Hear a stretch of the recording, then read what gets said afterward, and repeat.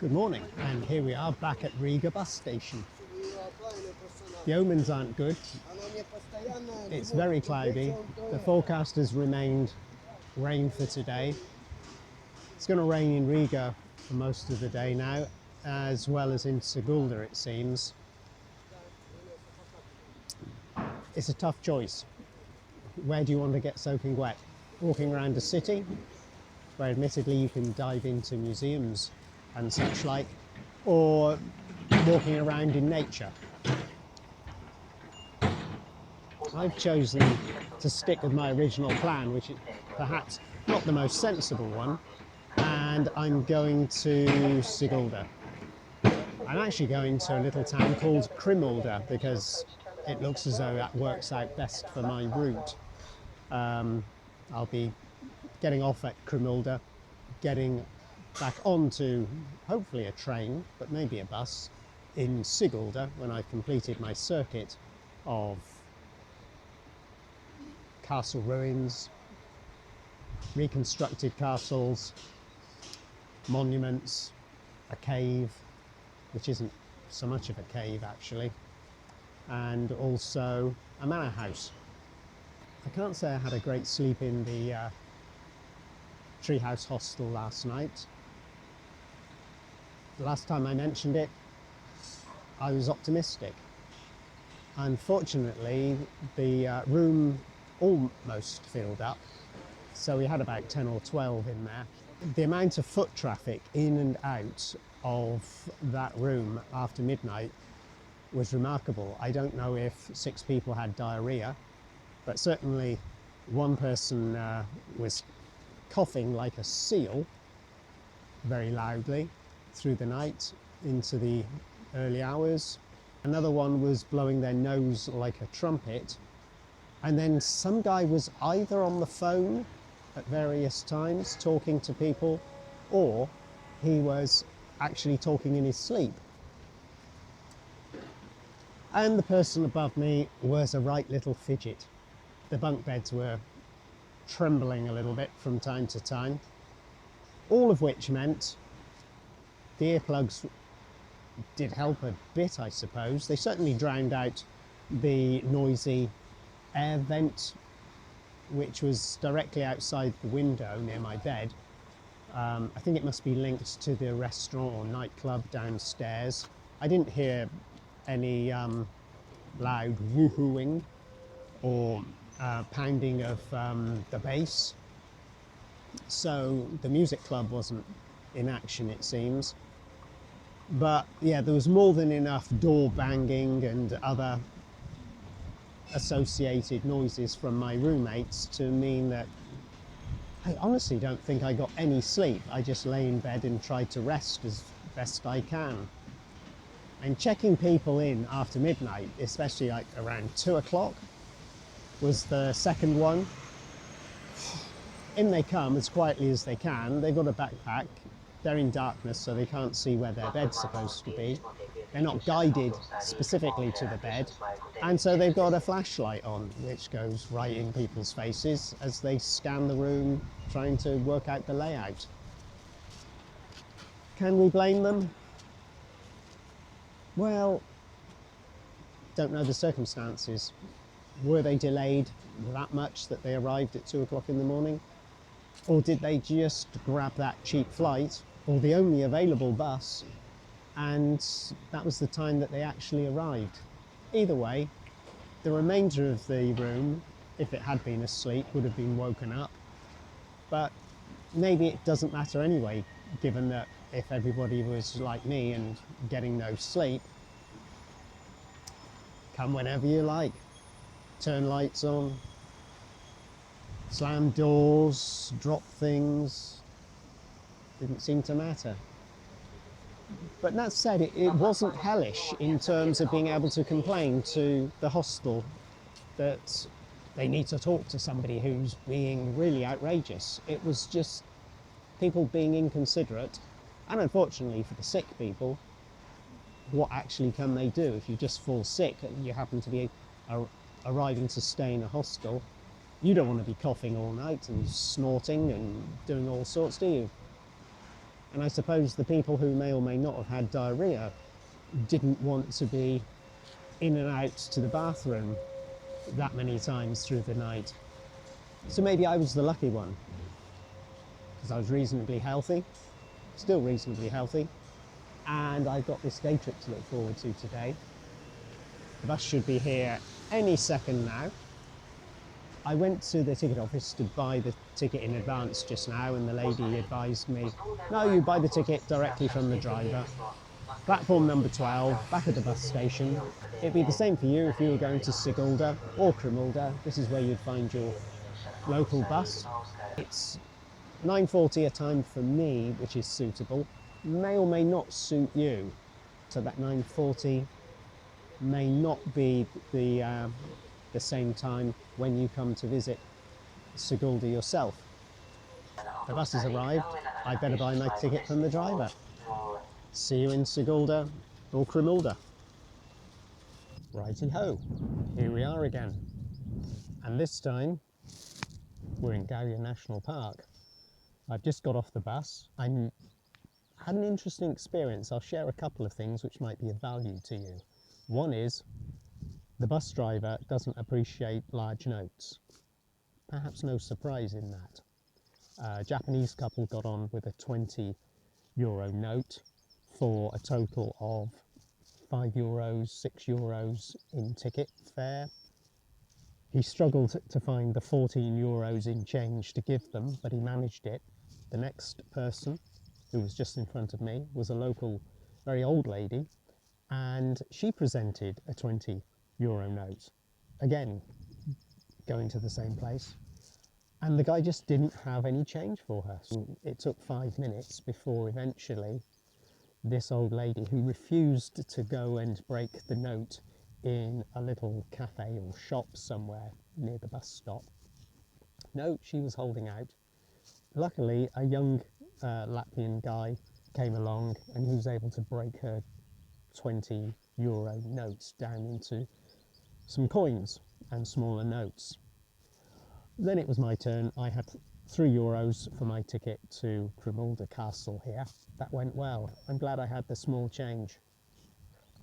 The other thing to remember is, if you are planning to get off at Kremulda Castle, as I have, there is a stop several kilometres before called Kremulda Novada Dome. Do not get off there. It's completely the wrong place. The place you want is right here. In particular, you'll see this remains of a guardsman's house from the 19th century. This is a more recent manor estate establishment, but this is the place to make note of, as well as the signboards, and the bus stop is just there. The bus comes down this road, does a circle of the little grassy roundabout, and goes back again, heading to Sigulda. But what we're doing is getting off here at Kremulda, and the plan is to go this away, following a trail, to reach Riga Castle in particular, and then to make our way back to Sigulda to take in more castle remains. There are some sort of historic buildings here which might be of interest, particularly if you've got more time, and that would rely on you having a car, probably motorbike, and better weather. But as the wind's getting up and I can feel the damp in the air, I'm not inclined really to spend time going in this direction towards that collection of 19th and 20th century manor buildings. I am a little bit interested though in this guardsman's house, so I'm going to take a look around if I can and see what there is. Uneven ground, stinging nettles. Don't like the idea of that too much. Could be a pothole or two. But here we are, the guardsman's house.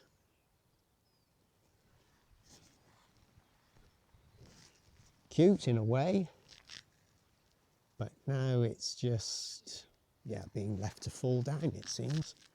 So here we have the guardsman's house and the wall which runs around the side,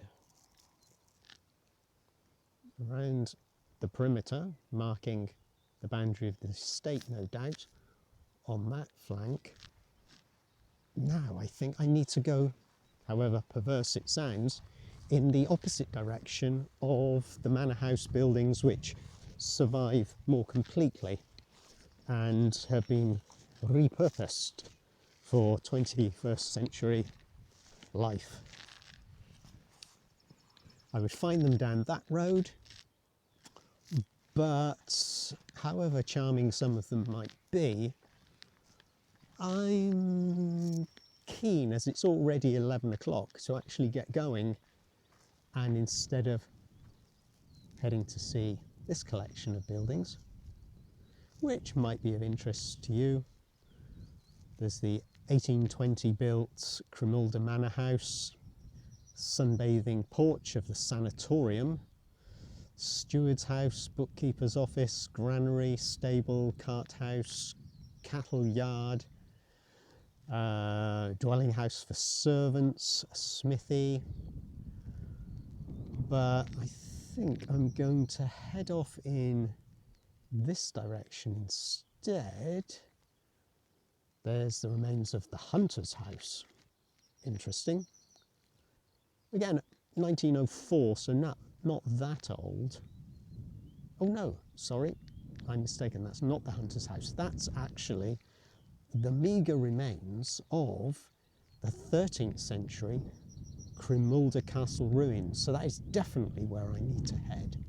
So using this map as my guide, I need to not go back down there, but to skirt around here. So I will see some attractive buildings perhaps as I make my way in this direction. Back to the bus stop where I alighted. Okie dokie. So we're on the perimeter of the old manor grounds here.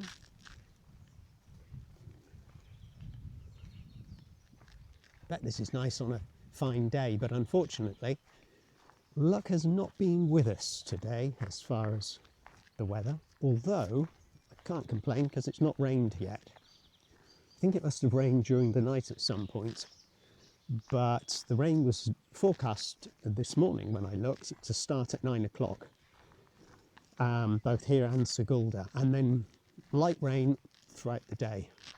And crikey, I'm lucky, aren't I? I'm lucky I'm not here on a really hot day. Yesterday was about 25 degrees here, but maybe hiking up and down a gorge in 25 degrees of heat would have been a bit sweaty. As it is, I'm going to be doing that in about, I don't know, officially it was supposed to be about 19 degrees today. So a bit of a drop after yesterday. But it's one of those days where there's no sun and there's rain coming. You just feel it. Or there are rain clouds passing us by and deciding, thankfully, not to burst and soak us completely wet. But yeah, there's that feeling that rain is coming. And that makes it a bit chilly. So I'm glad I got my rain jacket. But I'm just wearing sneakers. I decided against the more sort of hiking boot shoe that I've got. Bit of a decrepit old building, and I absolutely love it. Beauty in decay, you know what we say, beauty in decay. And funnily enough, it's got a road number or a house number on it. So it's Crimuldas Ayala, number 2. There you go. Ooh, now, I may be going down there, but I am just curious. Okay, modern. Perhaps a viewing platform up there.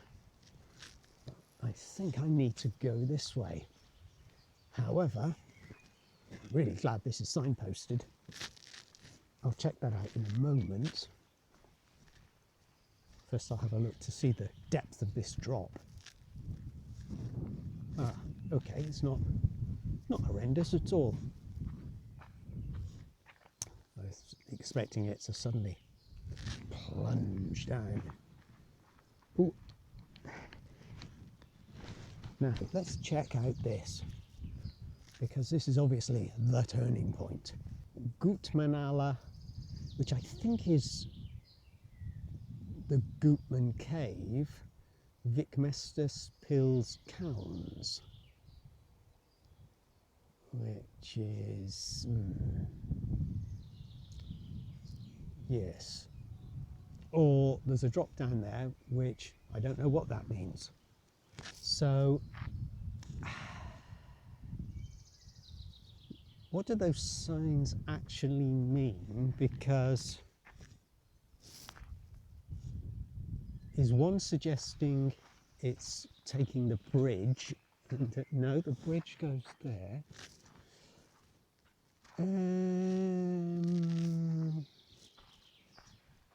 Okay, well, it looks like there's only one way to go anyway. And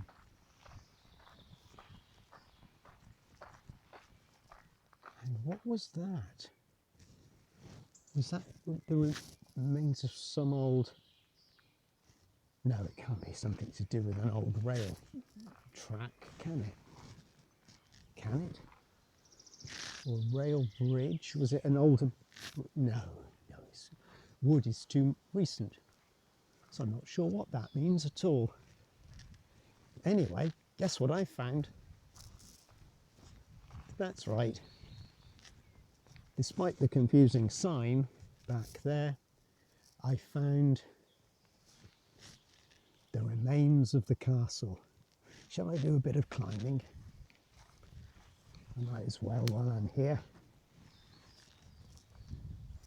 Climb up on the old castle walls. Watch your step, you fool. You're too old to die, so don't take any risks.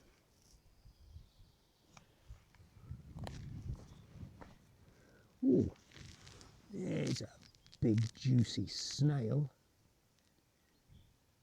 Might appeal to you if you're French. And oh, there's another one. My word. Okie dokie.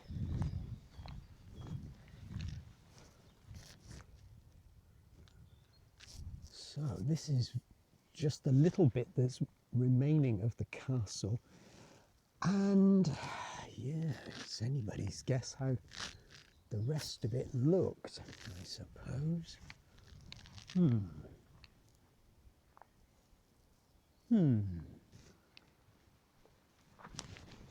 This looks as though it's a well-trodden path. Doesn't mean it's not a bit slippy, but we can manage it, can't we? No worries.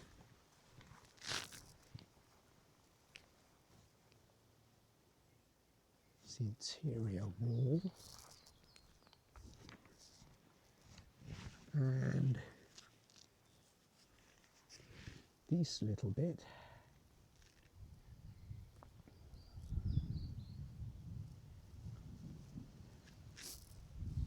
perhaps on the other side there's a reconstruction on a notice board to give us a sense of what we're looking at precisely. Mind you, if it's been standing since, well, can't really say it's been impressive. It's been standing since the 13th century. Well, a few bits are in place since the 13th century, but yeah, how much has been recobbled together over the subsequent centuries, I'm not sure.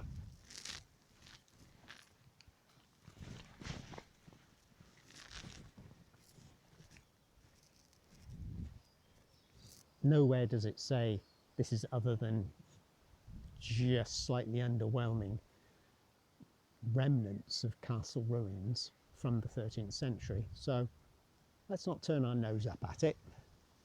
We know we've got a lot more to come besides.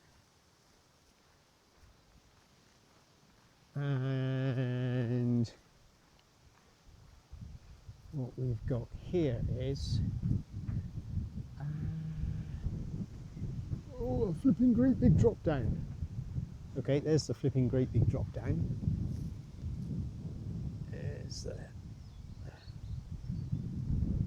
wall of the castle. And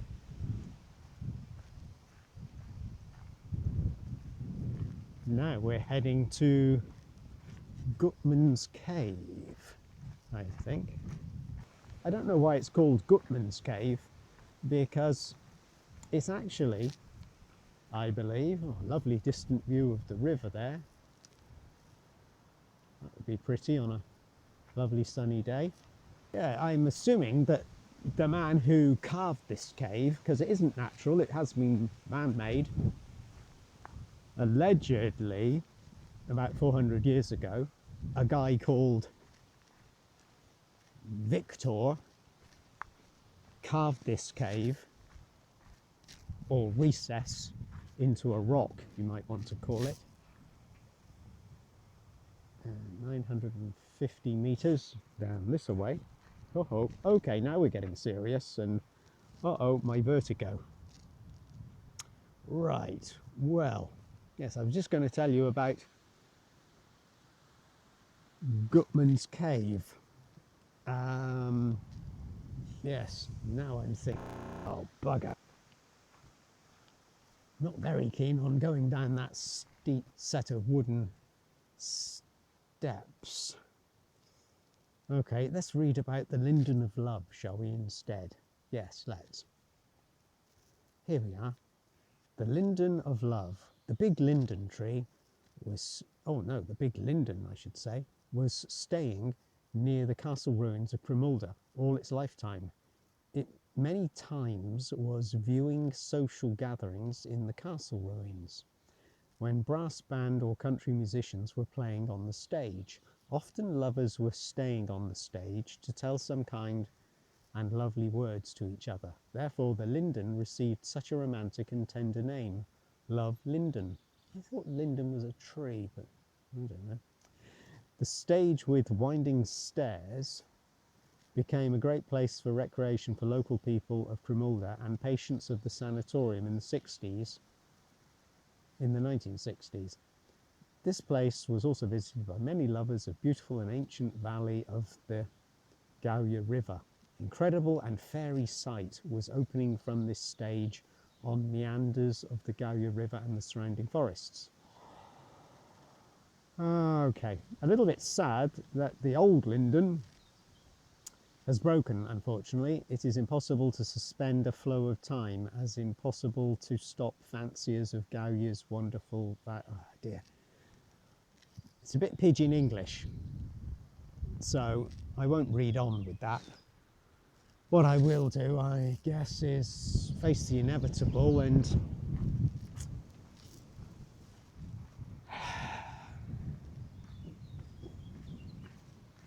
try and negotiate this. Hold on very tight, don't look down. Let's see if I make it to the bottom, shall we?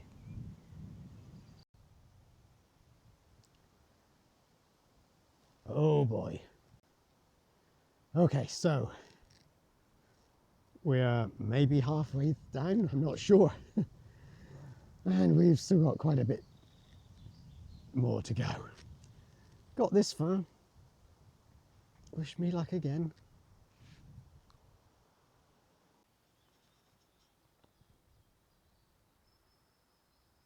And some good news.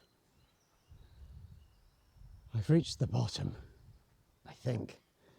And at the bottom, and it was quite a descent, finally you reach this reassuring set of signposts. We've got Vic Mestes Pilskalns, 750 metres in that direction, and we've got Gutman's Cave, 650 metres in this direction.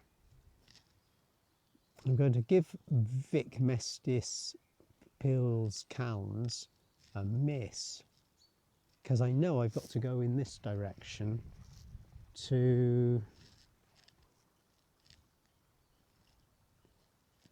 head towards Riga. Let's do that, shall we? I'm thinking that at some point I'll reach a crossroads where the course that I've decided to take in here will match up with the obvious Sigulda to Riga pathway. Yeah, that's the theory.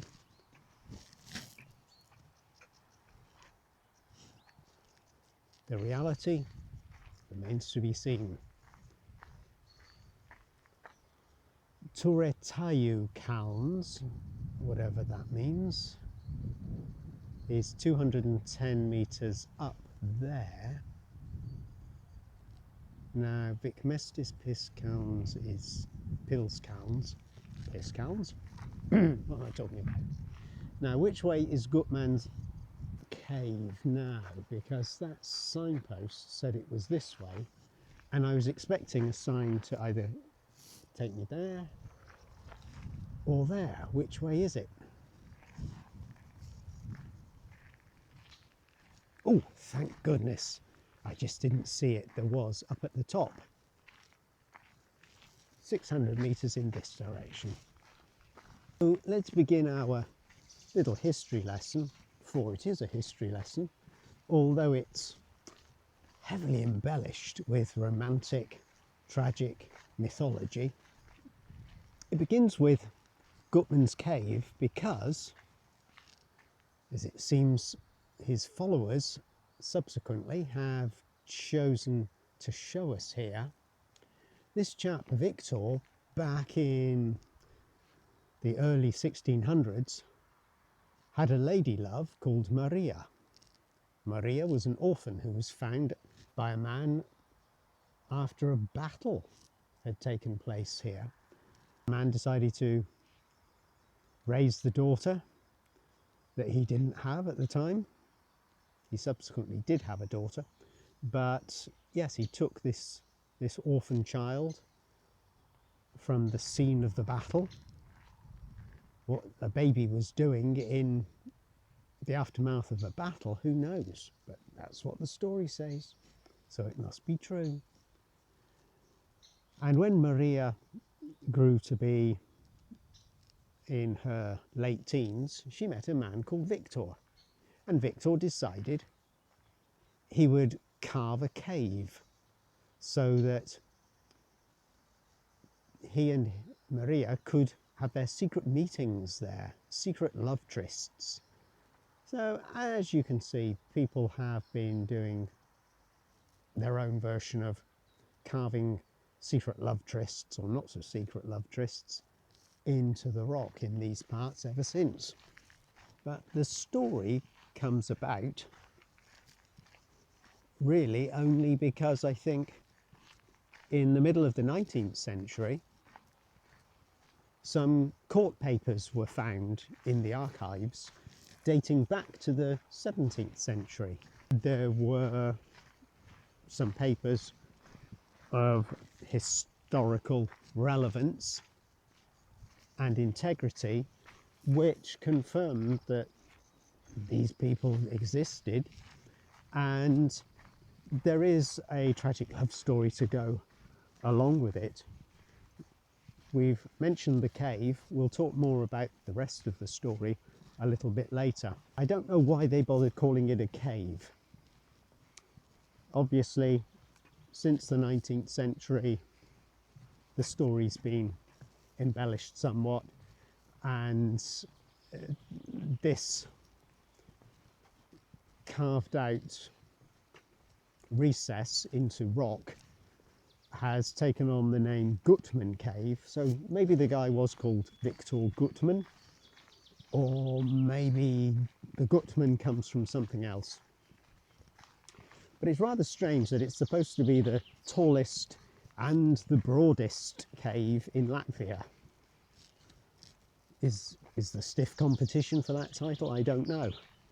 But from what I've seen, I'm not sure if it will ring any bells when I see it again, if I have done this walk before, which I think I have.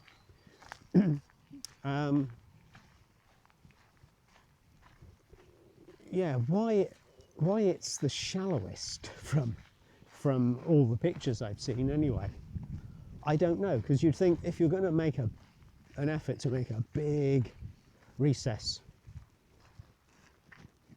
in a rock to meet your loved one, you would, give yourself more privacy and scrape harder and dig deeper so you could get in out of the eyes of passers-by. Certainly some big snails.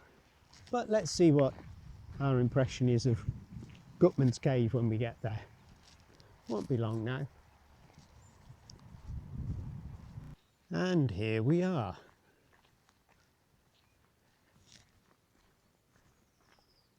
Another notice board. Here there's an information centre in 250 metres in that direction. There are more caves if you care to climb up there, and more caves beyond the information centre in that direction as well. But we've reached the famous main cave, I guess, Gutman's Cave. We'll get a closer view in a minute.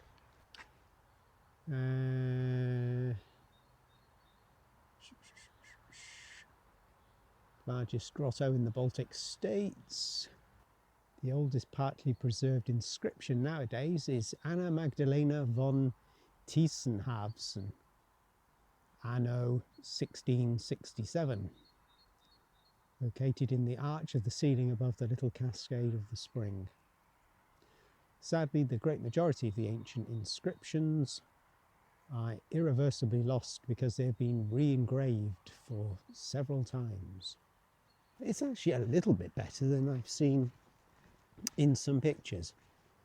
Not at all as bad as I was expecting based on those. Obviously you get the 3D impression once you're actually here, which obviously helps. How on earth did they get up there to do some of those engravings, eh? Crikey.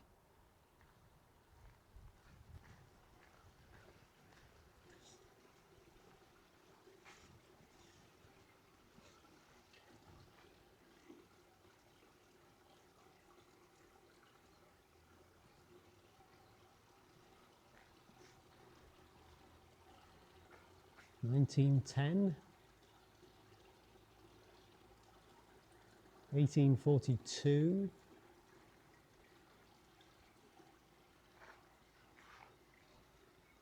Oh, my camera's not keen on this lack of light in here.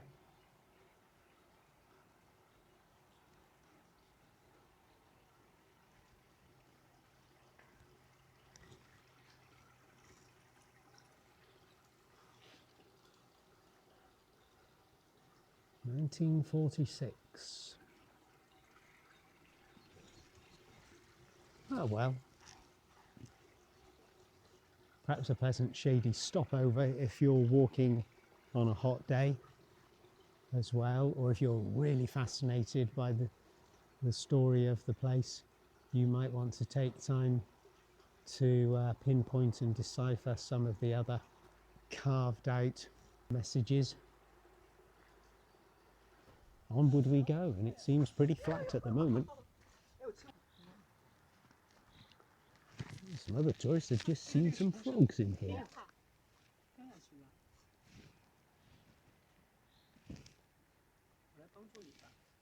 Cute, eh?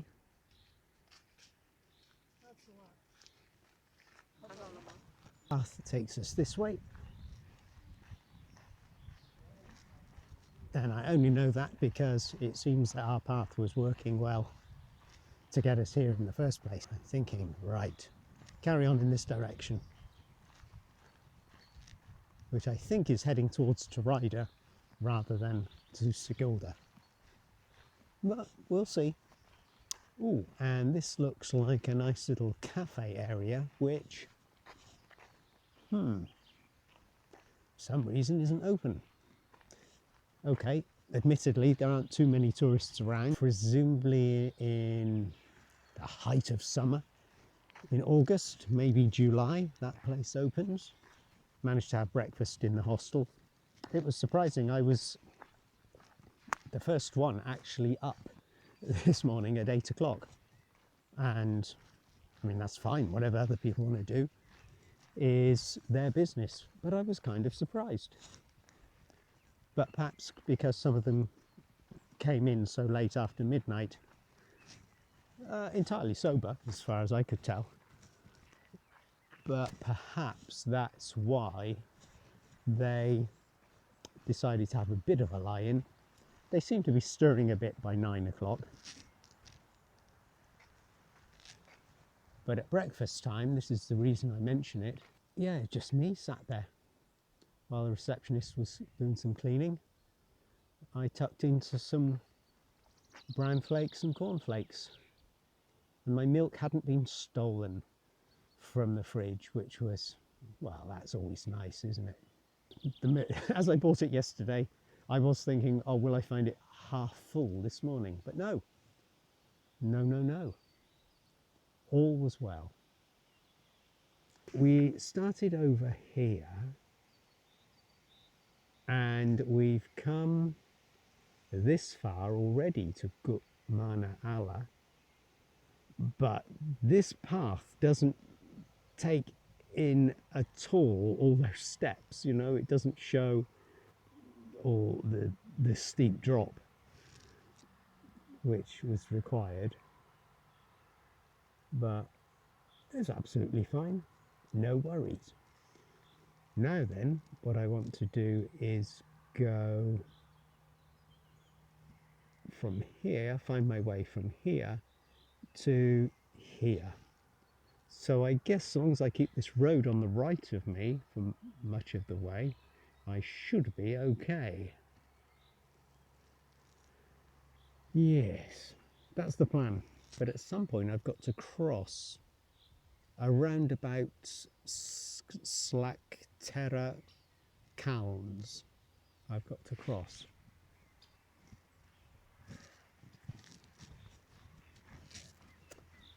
So I've come from this direction. It doesn't look too much of a trodden path going that way, does it? Or maybe it does to you. I'm tempted to go this way. I've crossed the road here because I knew I had to cross it at some point, and I thought to myself, well, where's the harm? It's a little bit sooner than I expected, but let's see what we discover. What we discover straight away is some fancy handwriting. What does that say?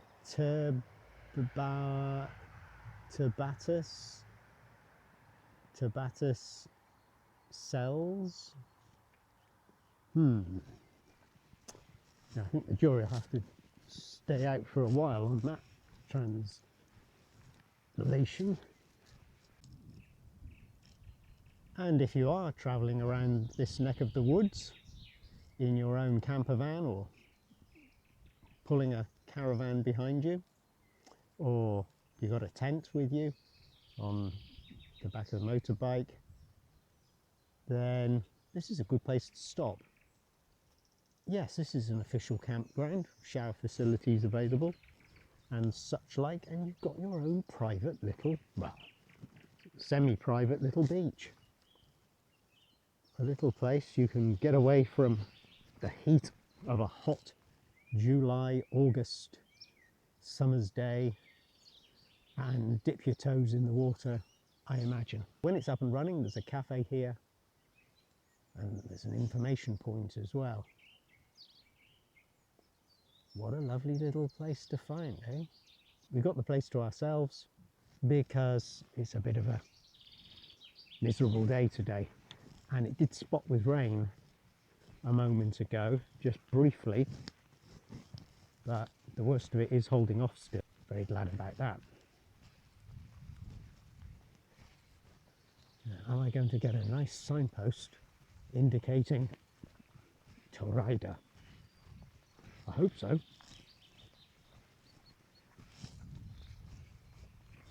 Meanwhile, it's pleasant enough following the riverside here.